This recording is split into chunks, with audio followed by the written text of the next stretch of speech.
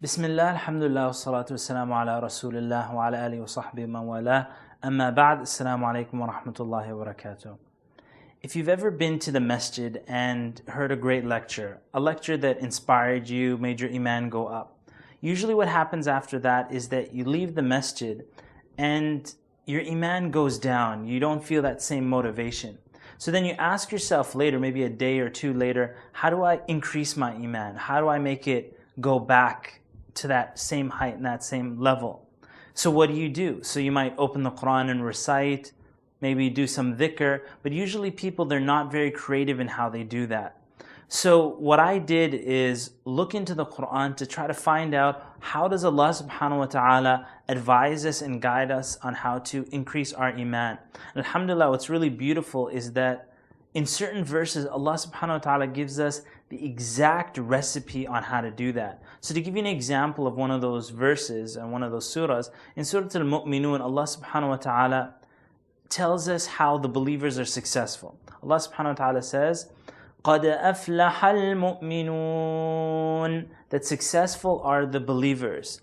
الَّذِينَ هُمْ فِي صَلَاتِهِمْ خَاشِعُونَ, those who have khushu', who have their concentration in prayer. So that gives you a glimpse that one of the ways to increase your iman is to go to prayer with concentration. So I took this list of different ways that Allah subhanahu wa ta'ala tells us consistently throughout the Quran how to increase our iman, and I made something called a Heartwheel. Now this Heartwheel, and you have links for it on what it looks like, it's basically a wheel that has 8 slices to it. And each slice has some good deed that Allah subhanahu wa ta'ala tells us that this is a good deed that will make your iman increase. And so just like people say that which is measured increases, what I want you to do inshallah ta'ala in preparation for your Hajj is get ready from now, get your heart ready for Hajj. One of the nicknames I gave Hajj is the journey of hearts. Because with all the people that I've seen who have gone for Hajj, many of them, some of them have their hearts totally ready. They've been preparing for this Hajj, their whole life they've been saving up, and their hearts are ready for the Hajj. And then you have other people who, they just got the ticket the day before, they hop on an airplane and they're there for Hajj, and you can sense that their heart isn't ready for that Hajj. So the question is for you now, how do you prepare for your Hajj? How you're going to do it is, number one, you have to measure your heart and where you stand at the moment. Right? You're going to measure how are you doing in comparison to these 8 specific good deeds that you should be working on. And then for the next 10 days, inshallah ta'ala, you're going to work and be specific on focusing on each of these categories so that inshallah ta'ala in only these 10 days, your iman should increase dramatically. And now this is, it's still some time before Hajj begins. After you get used to doing these good deeds and knowing how to focus on them, when you go for Hajj inshallah ta'ala, at any time if you feel that you want to increase your iman or you need something to do to boost your iman, all you have to do is pull out this Heartwheel inshallah ta'ala and fill it out. So this is how it works. You can click on the link and see what the Heartwheel looks like. It basically has 8 categories. On one slice of the wheel, it'll say something like chastity or dhikr chunks or salah with concentration. So let's take one of those chunks and I'll explain it for you. Something like salah with concentration. On a scale of 0 to 10, where do you stand with regards to salah with concentration? You might say, okay, do I concentrate in salah? When was the last time you concentrated in salah? Oh, a long time ago. Okay, so maybe you're not that high up, or maybe you are. Maybe you're very focused on your salah. So let's say on a scale of 0 to 10, with regards to salah with concentration, you'd give yourself a 3. So from the middle of the circle, you want to color in 30% of that slice of the pie, 30% of that slice of the wheel. And then you go to the next section, it'll be something like chastity or night prayer or so on, and look at, let's say, night prayer. Do you pray night prayer? Allah subhanahu wa ta'ala speaks so often in the Quran about night prayer and how people should pray Qiyamul Layl and so on. Now, do you ever pray night prayer? You might say, no, I never pray that. So you might give yourself a 1 or or a 0 or something like that. Or maybe you are consistent. Maybe every 2 weeks, maybe every month you've been doing it, so you give yourself a 6, a 7. So let's say you gave yourself a 6 or a 7, so 60% of that slice you would fill in, and then you would go around the circle doing that for each one.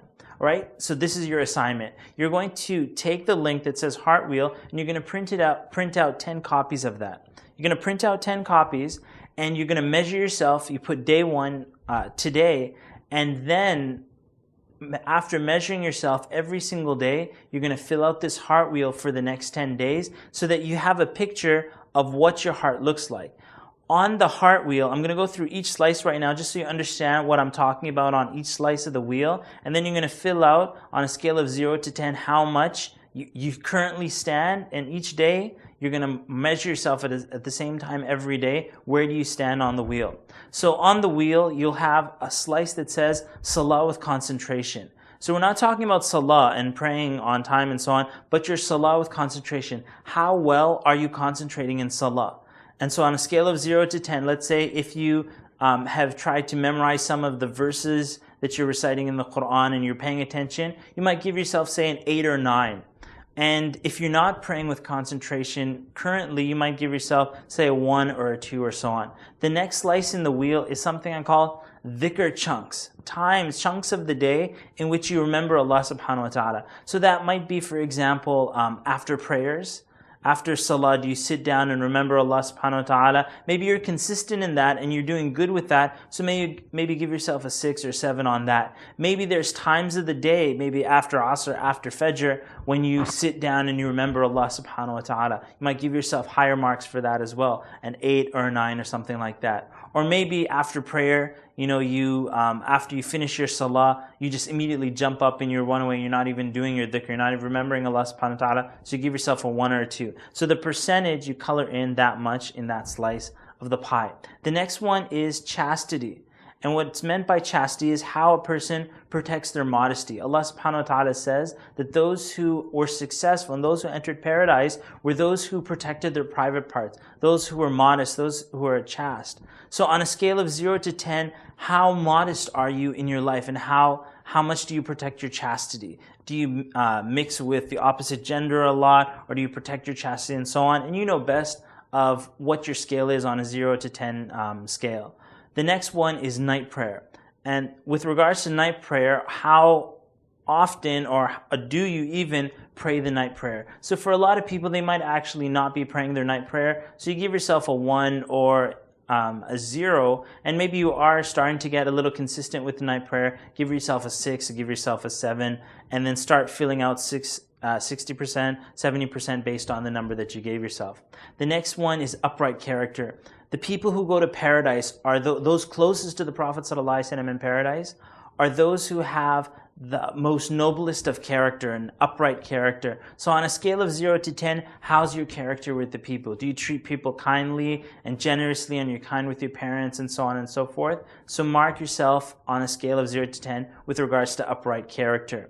The sixth slice is about avoiding distractions. Distractions, there's so many distractions in your life, such as wasting time on the internet, or just sitting around reading useless books or watching TV or something like that. Those who entered paradise, Allah subhanahu wa ta'ala says that they avoided distractions. So on a scale of 0 to 10, how good are you at avoiding distractions? So if you spend your time very wisely, then you give yourself a high mark. You're very good at avoiding distractions, 80% or so on, you feel that in. If maybe your whole life is kind of indulged in distractions, then you would give yourself a lower mark on this one, 1, 2, something like that. The seventh slice is with regards to sadaqah. On a scale of 0 to 10, how often do you give sadaqah daily? And sadaqah doesn't necessarily have to be with your money. It could be with time. Maybe you're volunteering with your time or so on. Or you're smiling in the face of your brothers, smiling in the face of your sisters. That's sadaqah as well. How often do you give your sadaqah? And then rate yourself on a scale of 0 to 10 and fill that in. The last slice is in regards to fasting. with regards to fasting, do you fast Mondays and Thursdays, 3 days of the month? How often do you fast, and so on in your connection with the fasting? And then mark yourself on a scale of 0 to 10. Inshallah ta'ala, you'll do this now, and it's not uncommon to find that you have very low marks on each of these categories. And like I said, because a lot of people, they don't measure these things and they don't know how to move forward in their iman. So don't worry if you get low marks on it now. Inshallah ta'ala, you'll have some goals for the next 10 days on focusing on each of these slices. And inshallah ta'ala, within the next 10 days, you'll find your iman. Once you start focusing on all these different categories, you'll find your iman increasing significantly and significantly. With best wishes to see you have an accepted Hajj, inshallah ta'ala. This is Muhammad Alshareef for HajjCoach. Wassalamu alaikum wa rahmatullahi wa barakatuh.